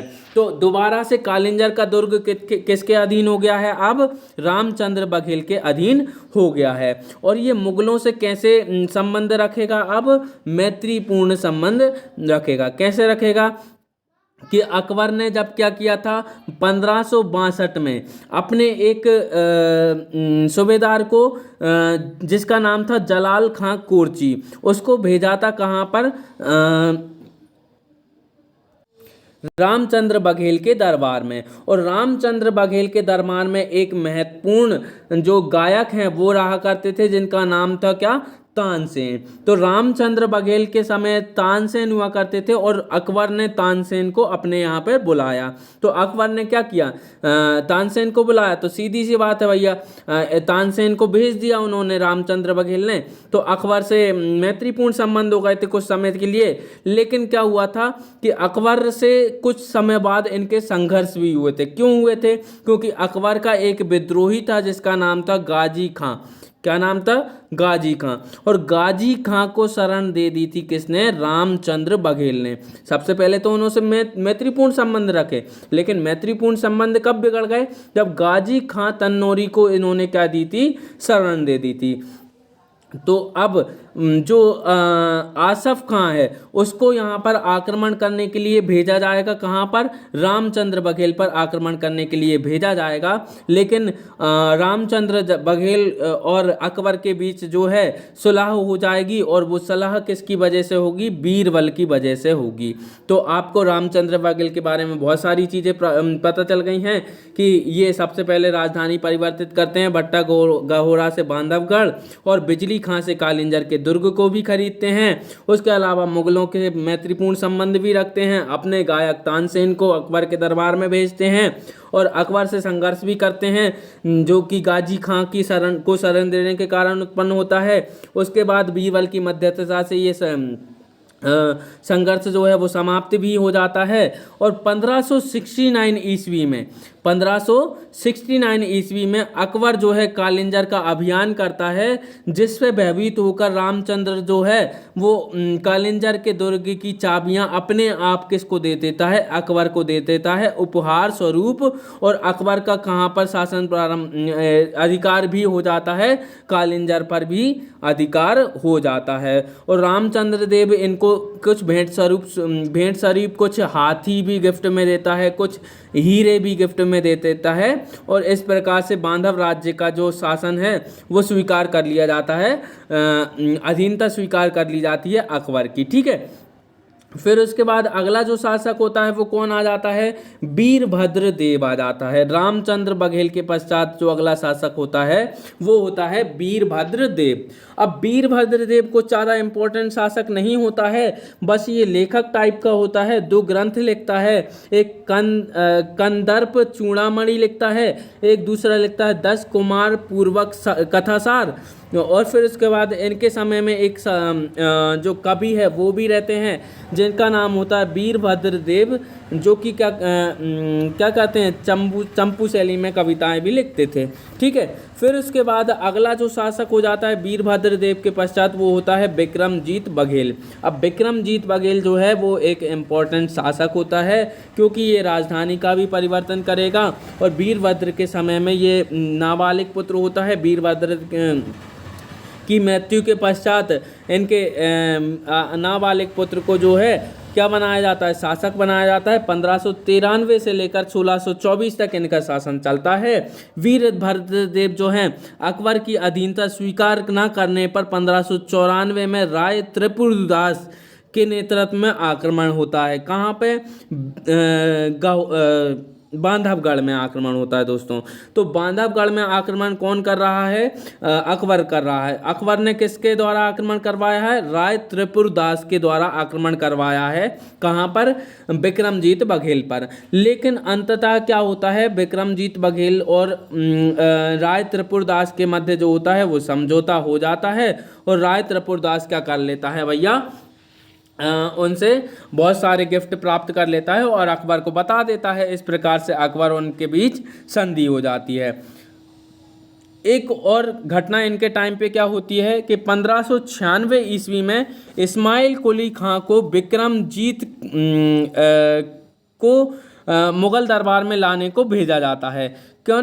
अकबर कहता है कि एक काम करो, तुम विक्रमजीत सिंह बघेल को क्या करो, अपने दरबार में यानी कि मुगल दरबार में लाओ। किससे बोलता है? इस्माइल कुली खां से बोलता है। ठीक है। अब विक्रमजीत बघेल जो हैं वो वहाँ पर जाते हैं और वहाँ पर जाते हैं, लेकिन जो है वहाँ पर अच्छे से उनके स्वागत नहीं होता, तो वापस आ जाते हैं। ठीक है दोस्तों, तो उसके बाद क्या होता है, विक्रमजीत सिंह बघेल जो होते हैं जहांगीर के समय में दोबारा से 18 परगनों पर शासन करना प्रारंभ करते हैं। उससे पहले अधीनता स्वीकार की थी, वो स्वतंत्र रूप से नहीं थे, लेकिन बाद में क्या करते हैं, दोबारा से ये जहांगीर के समय में दोबारा से 18 परगनों के शासक बन जाते हैं और अपनी राजधानी बांधवगढ़ से परिवर्तित कर लेते हैं। क्यों? क्योंकि यहाँ पे मुगल परेशान कर रहे हैं, तो एक काम करता हूँ, अपनी राजधानी बांधवगढ़ को हटा के कहाँ पे स्थापित कर लेता हूँ, तो अपनी राजधानी रीवा में स्थापित कर लेता हूँ। तो राजधानी 2 बार परिवर्तित हो चुकी है। पहली बार परिवर्तित हुई है रामचंद्र बघेल के द्वारा और राजधानी बनाई गई है बांधवगढ़ को, और फिर उसके बाद जो राजधानी परिवर्तन की गई है वो किसके द्वारा की गई है, विक्रमजीत बघेल के द्वारा की गई है। और विक्रमजीत बघेल ने जो राजधानी है वो किसको बनाया है, रीवा को बनाया है। और अब बघेल राज्य को किस नाम से जाना जाने लगेगा, तो रीवा राज्य के नाम से जाना जाने लगेगा। और इन्हीं के समय में क्या हुआ है, बांधवगढ़ किले हेतु विद्रोह करेंगे और फिर उसके बाद विराम भी ये कर लेंगे। ठीक है, तो बांधवगढ़ का किला जो है इनके जहाँ पे दोबारा से सुरक्षित रूप से प्राप्त हो जाएगा, लेकिन ये अंततः अपनी राजधानी रीवा को ही रखते हैं और सैन्य मुख्यालय जो है वो बांधवगढ़ को बना लेते हैं। तो इस प्रकार से आप विक्रमजीत बघेल के बारे में इम्पोर्टेंट फैक्ट जान चुके हैं। पहला फैक्ट क्या है कि ये वीरभद्रदेव के नाबालिग पुत्र थे। अकबर की अधीनता स्वीकार न करने के कारण यहाँ पर आक्रमण भी होता है, बाद में समझौता हो जाता है और फिर उसके बाद विक्रमजीत बघेल को मुगल दरबार में जाने का भी मौका मिलता है। जहांगीर के समय ये 18 परगनों पर पुनः शासन प्रारंभ कर देते हैं और विक्रमजीत सिंह बघेल ने राजधानी को परिवर्तित करके रीवा भी बनाया था। फिर इसके बाद विक्रमजीत सिंह बघेल जब होता है, उनकी मृत्यु के पश्चात उनका शासक बनता, उत्तराधिकारी बनता है अमर सिंह। कौन बनता है उत्तराधिकारी? अमर सिंह। अमर सिंह जो होता है वो मुगलों की अधीनता स्वेच्छा से स्वीकार कर लेता है। कैसे स्वीकार कर लेता है? स्वेच्छा से स्वीकार कर लेता है। और खान ए जहां लोधी के विद्रोह के दमन हेतु इसकी नियुक्ति भी की जाती है। किसके द्वारा? जहांगीर के द्वारा। तो मुगल दरबार के द्वारा, मुगल साम्राज्य के द्वारा इसकी खान ए जहां लोधी के विद्रोह के दमन हेतु नियुक्ति भी की जाती है। इसके अलावा कुछ और विद्रोह के दमन के लिए भी अमर सिंह की जो नियुक्ति की जाती है। क्यों? क्योंकि अमर सिंह जो हैं किसके अधीन हो गए हैं? मुगल दरबार के अधीन हो गए हैं। मुगल की सेवा करेंगे, तो सेवा कैसे करेंगे? विद्रोहों का दमन करके करेंगे। तो सबसे पहले विद्रोह का दमन करते हैं खाने जहां लोधी का, फिर उसके बाद रतनपुर के जमींदारों के विद्रोह का दमन करते हैं, फिर जुझार सिंह बुंदेला के विद्रोह का भी ये दमन करते हैं। ठीक है, फिर इसके बाद दमन करने के पश्चात इनकी जो है, इनके पुत्र होते हैं जिनका नाम होता है अनूप सिंह, वो यहाँ के शासक बनते हैं। तो अगले बघेला शासक कौन हो जाएंगे? जिनका नाम है अनूप सिंह। 1640 से लेकर 1675 तक ये शासन करते हैं। ये कोई ज़्यादा इम्पोर्टेंट शासन नहीं करते हैं। ये जो हैं शाहजहां के समय में शासन करते हैं और पहाड़ सिंह बुंदेला को चौरागढ़ की जमींदारी सौंपी गई थी। अब होता क्या है दोस्तों कि चौरागढ़ में उस समय किसका शासन हुआ करता है? गोंडों का शासन हुआ करता है। और गोंडों के जो सामंत हुआ करते थे वो हुआ करते थे हृदय राम। तो हृदय राम का जो है शासन हुआ करता है कहाँ पर? चौरागढ़ में। अब चौरागढ़ की जमींदारी किसको प्रदान कर दी गई है, या फिर चौरागढ़ किसको प्रदान किया गया है शाहजहां के द्वारा? पहाड़ सिंह को। अब पहाड़ सिंह को प्रदान किया गया है, तो चौरागढ़ के जो शासक हैं जिसका नाम है हृदय राम, वो भाग जाएंगे वहां से। और भाग जाएंगे तो वो शरण कहाँ पर ले लेंगे? हृदय राम जो है वो शरण लेंगे कहाँ पर? अनूप सिंह के यहाँ पर। अब अनूप सिंह के यहाँ पे शरण लेंगे तो सीधी सी बात है भैया, पहाड़ सिंह बुंदेला क्या करेंगे? आक्रमण कर देंगे। किस पर? अनूप सिंह पर। तो अनूप सिंह के पर आक्रमण करेंगे तो पहाड़ सिंह बुंदेला को किसका अनूप सिंह बघेला को किसका आक्रमण सहन करना पड़ेगा? पहाड़ सिंह बुंदेला का आक्रमण सहन करना पड़ेगा। इनके यहाँ पे यही महत्वपूर्ण घटनाएं हुई थी, उसके अलावा कुछ हुआ नहीं। 3 नंबर में ये प्रश्न पूछा जा सकता है, इसके अलावा कोई इंपॉर्टेंट रूल इनका है नहीं है। ठीक है, फिर इसके बाद अगले महत्वपूर्ण शासक होते हैं जिनका नाम होता है भाव सिंह। अब भाव सिंह कौन होते हैं भैया? तो ये जो होते हैं बघेल सत्ता के अवसान का प्रमुख कारण बनते हैं। क्यों? क्योंकि भाव सिंह के बाद जो उत्तराधिकारी बनेंगे वो बहुत ही कम समय के लिए बनेंगे, और सीधी सी बात है वो हैं ऐसे उत्तराधिकारी होंगे जिनके समय में क्या होगा, कोई महत्वपूर्ण कार्य नहीं होंगे। तो सीधी सी बात है कि भाव सिंह का जो कार्यकाल है वो बघेल सत्ता का अवसान का प्रमुख कारण बनता है, जो कि 1675 से 1692 के बीच शासक रहे होते हैं। एक संस्कृत विद्वान थे ये। इन्होंने होल्त कल्पद्रुम की रचना की, महामृत्युंजय मंदिर का भी निर्माण करवाया। और 3 नंबर में यदि प्रश्न पूछा जाए आपसे कि भाव सिंह के बारे में लिखिए, तो आप पहला पॉइंट लिख सकते हैं कि बघेल राज्य का महत्वपूर्ण शासक। दूसरा पॉइंट लिख सकते हैं कि बघेल सत्ता का अवसान इन्हीं के समय में क्या हुई थी, बघेल सत्ता का अवसान हो गया था। फिर उसके बाद जो है भाव सिंह होत्र कल्पद्रुम की भी रचना करते हैं और महामृत्युंजय मंदिर का भी निर्माण कराते हैं, जो कि रीवा में स्थित है। ठीक है। फिर उसके बाद इनके अगले शासक होते हैं अनिरुद्ध सिंह, जो कि ज़्यादा महत्वपूर्ण शासक नहीं होते हैं। इनके टाइम पे ही हृदय शाह का आक्रमण होता है और बुंदेला शासक हृदय शाह का प्रथम आक्रमण यहाँ पे होता है। फिर उसके बाद अगले जो शासक बनते हैं वो थोड़े से महत्वपूर्ण देखने को मिलते हैं, क्योंकि इन्हीं के टाइम पे क्या होगा, बघेल बुंदेला संघर्ष देखने को मिलेगा, जिसे हम बुंदेली लड़ाई के नाम से भी जानते हैं। और बुंदेली लड़ाई जो है 5 नंबर से आपसे पूछा जा सकता है, तो इनके बारे में आपको ज़रूर लिखना होगा। तो राजा अवधूत सिंह के बारे में आप जान लेते हैं कि संपूर्ण रीवा राज्य पर बुंदेलों का आधिपत्य हो गया था, और अपने ननिहाल प्रतापगढ़ जाकर मुगल बादशाह को ये सारी चीज़ें इन्होंने बताई। किसने? राजा अवधूत सिंह ने। तो हुआ क्या था दोस्तों कि अनिरुद्ध सिंह के टाइम पे हृदय शाह का प्रथम आक्रमण हुआ था और रीवा राज्य पर अधिकार हो गया था। अब किसका? बुंदेलों का। अब बुंदेलों ने यहाँ पर अधिकार कर लिया, तो राजा अवधूत सिंह जो हैं अपने नानी के यहाँ पर प्रतापगढ़ जाएंगे, और प्रतापगढ़ में मुगल बादशाह रुके हुए हैं और मुगल बादशाह को ये सारी चीज़ें बताएंगे। तो मुगल बादशाह क्या करेंगे, मोहम्मद खां बंगस को हृदय शाह पर आक्रमण करने के लिए भेजेंगे, और हृदय शाह पराजित होगा और रामपुर चला जाएगा। और अब जो है बघेल सत्ता दोबारा से उन्हीं के राजा अवधूत सिंह के हाथों में आ जाएगी। अब हम थोड़ा सा देख लेते हैं बघेल और बुंदेला संघर्ष, यानी कि बुंदेली लड़ाई को देख लेते हैं। बुंदेली लड़ाई आखिरकार होती क्यों है? तो दोस्तों 1707 का टाइम चल रहा होता है और हृदय शाह का मैयर पर दूसरा आक्रमण होता है। क्यों होता है? क्योंकि मैयर पर जो शासन कर रहा होता है वो होता है समर सिंह, और मैयर पर आक्रमण करके मैयर की गद्दी पर बैठना चाहता था कौन? समर सिंह का भाई हरि सिंह। और हरि सिंह क्या करेगा, छत्रसाल की सहायता पाने हेतु छत्रसाल की पुत्री से विवाह कर लेगा। तो आप एक चीज़ को, क्रोनोलॉजी को समझिए कि मैयर पर शासन किसका है? समर सिंह का। और समर सिंह का भाई कौन है? हरि सिंह। अब हरि सिंह को क्या करना है भैया? मैयर पर शासन करना है। तो मैयर पर अधिकार करने के लिए वो किसकी सहायता मांग रहा है? छत्रसाल की सहायता मांग रहा है। अब छत्रसाल की सहायता मांग रहा है, यानी कि छत्रसाल के पुत्री से विवाह कर लेगा, यानी कि हृदय शाह की बहन से विवाह कर लेगा। अब परंतु समर सिंह जो है परंपरा के विरुद्ध जाने पर हरि सिंह को मार देता है, यानी कि क्योंकि हरि सिंह ने क्या किया है, बुंदेला लड़की से शादी कर ली है, तो सीधी सी बात है वो विरुद्ध चला गया है परंपरा के। तो अब समर सिंह जो है वो हरि सिंह की हत्या कर देगा। अब हरि सिंह को किसने मार दिया? समर सिंह ने। तो हृदय शाह की बहन जो है वो को क्या हो गई है? विधवा हो गई है। क्यों? क्योंकि हरि सिंह जो कि उनके पति थे उनको उसके भाई समर सिंह ने मार दिया है।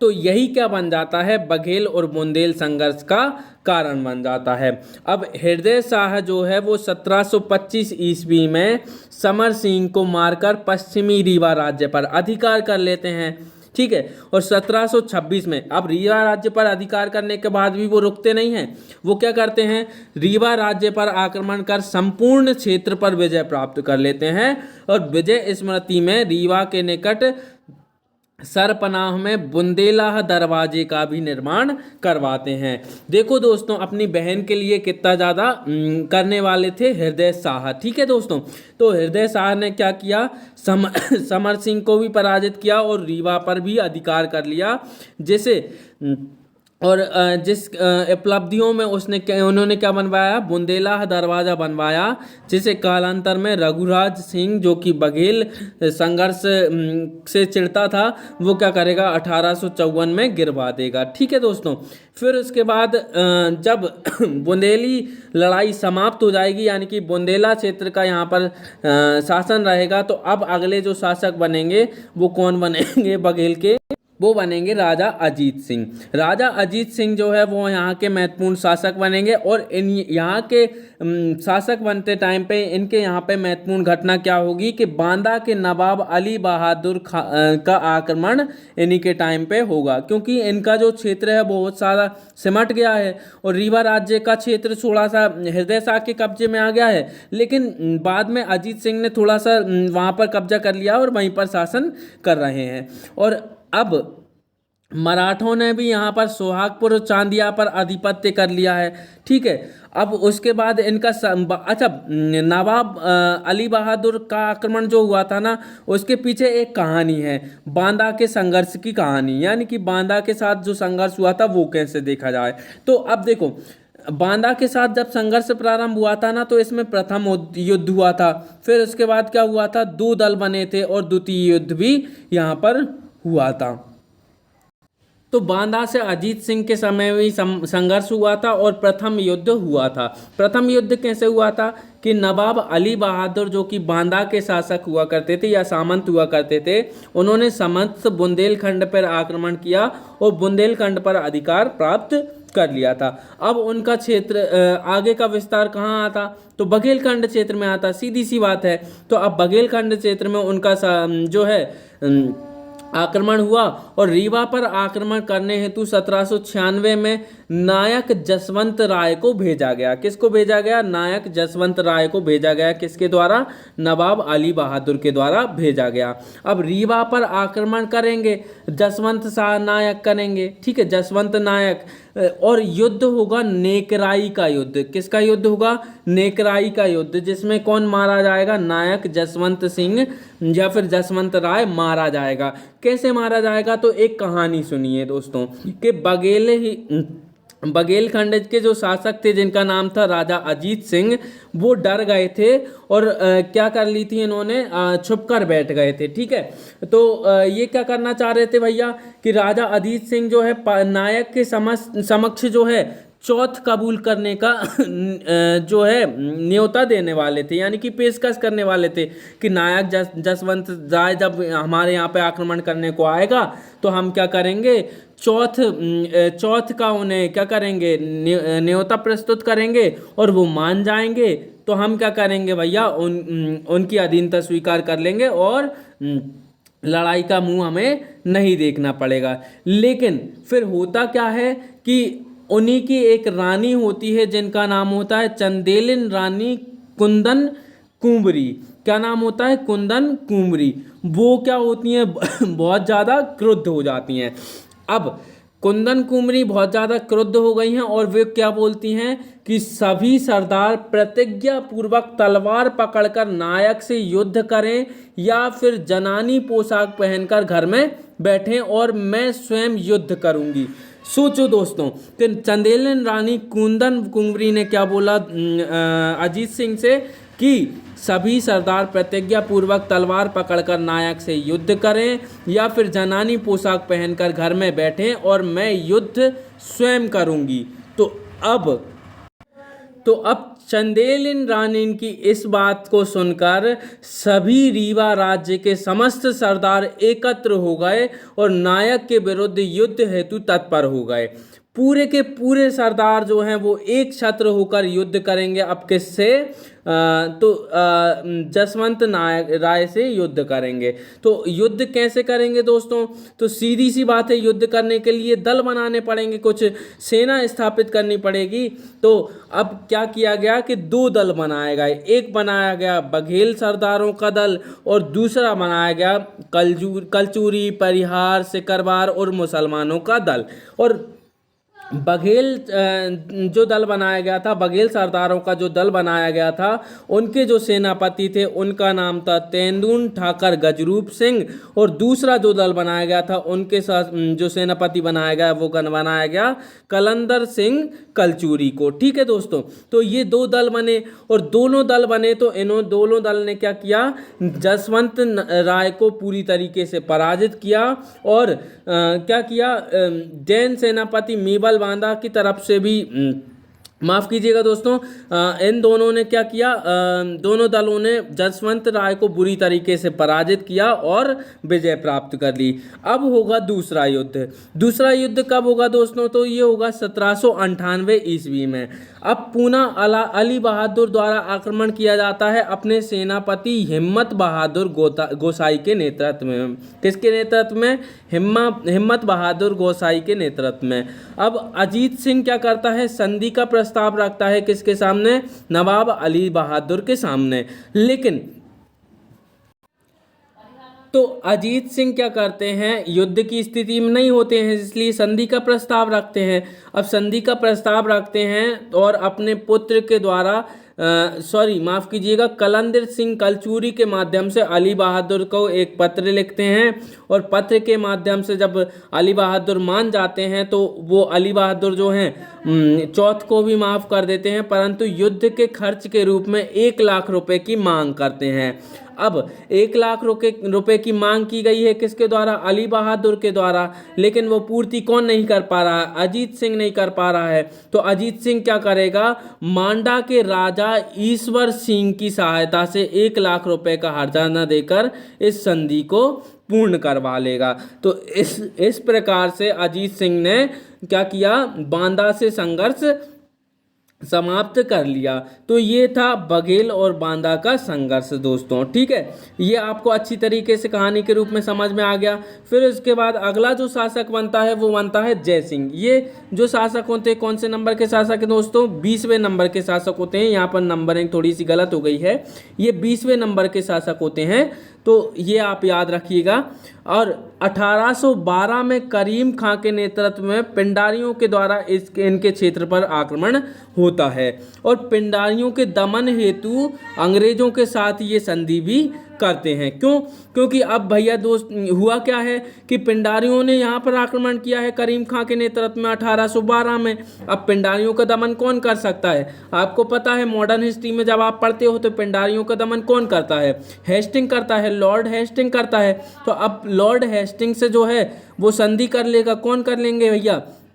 तो जय सिंह कर लेंगे। क्यों कर लेंगे? क्योंकि पिंडारियों से ये लोग संघर्ष अकेले तो खुद नहीं कर पाएंगे। तो पिंडारियों के दमन के लिए जो राजा जय सिंह होते हैं वो अंग्रेजों के साथ संधि करते हैं और उस संधि का नाम होता है बांदा संधि, जो कि 3 नंबर में आपसे पूछी जा सकती है या फिर 5 नंबर में भी आपसे पूछी जा सकती है। तो बांदा संधि क्या थी? तो तिथि आप पहले ऐसी फॉर्मेटिंग आप मेंस में भी रखिएगा। फॉर्मेटिंग में क्या है, हेडिंग आपको बहुत ज़्यादा इंपॉर्टेंट होती हैं और हेडिंग नहीं रखोगे तो आपका आंसर जो है वो प्रभावी रूप से समझ में नहीं आएगा और आपको अच्छे मार्क्स नहीं मिल पाएंगे। इसलिए आप हेडिंग अवश्य रखिएगा। तो पहले क्या रखिएगा आप? तिथि रखिएगा। तो तिथि कब थी? 5 अक्टूबर 1812 की तिथि थी। और स्थान कौन सा था? तो बांदा स्थान पर हुई थी, इसलिए इसे बांदा संधि के नाम से भी जाना जाता है। और इनके 2 पक्ष थे इस संधि के। पहला था भगवान दत्त जो कि बख्शी थे रीवा के, ठीक है, और मिस्टर जॉन रिचर्डसन थे जो कि अंग्रेज थे। इन दोनों के मध्य क्या हुई थी, संधि हुई थी, या फिर आप इनके जगह पर बघेल और अंग्रेजों के मध्य संधि भी लिख सकते हैं। और इस संधि के प्रमुख प्रावधान आप देख लीजिए क्या क्या थे। पहला था कि जयसिंह रीवा राज्य के वैध शासक स्वीकार कर लिए जाएंगे। ठीक है भैया, अब जयसिंह कौन हो जाएंगे भैया, रीवा राज्य के वैध शासक हो जाएंगे। ठीक है, और दूसरा, जब तक जयसिंह के वंशज संधि के पालन करते रहेंगे तब तक अंग्रेज क्या करेंगे, इन पर आक्रमण नहीं करेंगे। ये संधि की दूसरी शर्त हुई।